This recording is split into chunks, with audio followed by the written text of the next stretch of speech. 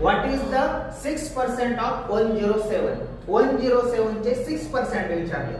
Generally आपण percentage कसं काढतो माहिती आहे का? ज्याच्यामधून पर्सेंटेज काढायचंय आणि ज्याचं काढायचंय त्याला डिवाइडेड बाय 100 करतो. म्हणजे कसं माहिती आहे का? 6% काढतो. 6% कशातून 6% काढायचे? 107 मधून. तर आपण कसं करतो? जनरली मेथड कशी असते माहिती आहे का? 6% काढायचे म्हणजे 6 डिवाइडेड बाय 100 इंटू 107 करतो. 107 करतो. बरोबर आहे. आता ही मेथड आहे जनरली आपण पुस्तकी वापरतो. आता याच्यात काय करतात तुम्ही माहिती आहे का? या 100 चा आणि 107 चा डिवायडेशन करतात. 100 चा आणि 107 चा काय करणार तुम्ही? डिवायडेशन करतात आणि त्याला 6 न मल्टिप्लाय करतात आणि जे काय उत्तर येईल ते पर्सेंटेज मध्ये येतात. आता त्याच्यापेक्षा सोपी पद्धत सांगू का?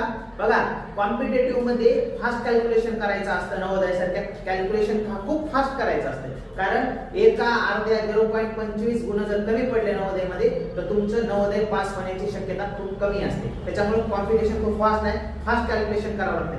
आता बघा, एक सोपी मेथड सांगतो. याच्यापेक्षा सोपी मेथड काय माहिती आहे का? जर पर्सेंटेज विचारलं असं 107 चे 6% किंवा कोणतंही गणित विचारलं की बाबा याच्यातले हे पर्सेंटेज काढा. सगळ्यात पहिले काय करायचं? अगोदर या 6 चा आणि 1 चा गुणाकार करायचा. 6 चा आणि 1 चा गुणाकार किती होतंय रे? 6. हे 6 ला 6 लिहून टाकायचं. बरोबर आहे.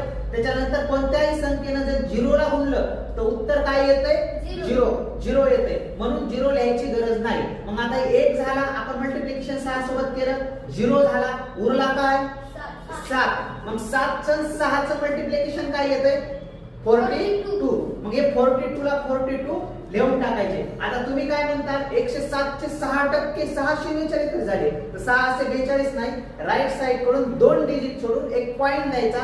म्हणजे 42 हे 2 डिजिट आहे. त्याच्यानंतर पॉइंट जर दिला तर उत्तर येतंय 6.42.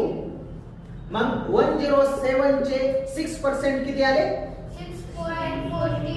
6.42. कळालं?